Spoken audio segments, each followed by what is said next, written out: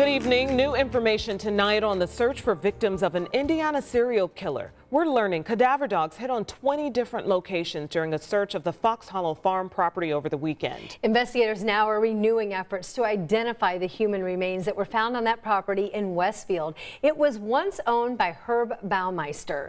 Tonight, we're also learning that families are reaching out. 12 families with missing loved ones contacted the coroner because they wanted to get a DNA swab. Some of those contacts came from all across the country. So tonight, we're going back to the start of that investigation. Our Jenny Runovich talks with a local PI who was on the case from the very beginning.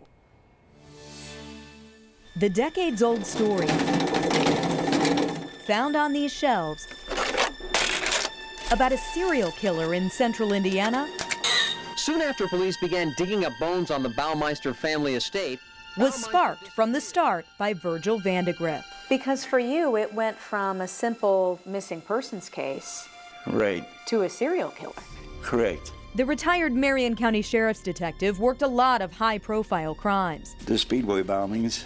But as a private investigator in the 90s, Vandegrift began the Baumeister case. He got calls from two separate families of missing men, both gay, similar physically, who disappeared from local bars. I knew it was important to get the missing flyers out, number one, and to establish communications with people in the gay community.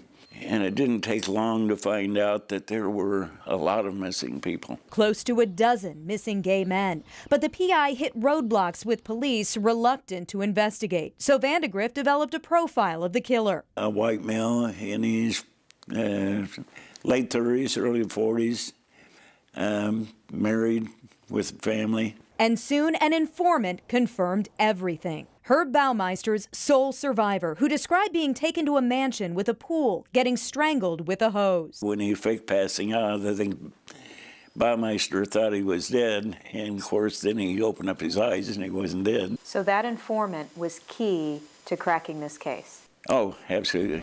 The informant didn't know his real name yet, but when he saw Baumeister at a bar again, he got bold. Got up on one of the tables at the bar and yelled out, "This guy's a serial killer, somebody get his license plate number." Of course, that traced back to Herb Baumeister. Vandegrift also got aerial pictures of possible properties where the informant was taken, and eventually his search to find a killer unearthed the monster at Fox Hollow Farm, along with thousands of bone fragments, including the victims he was hired to find.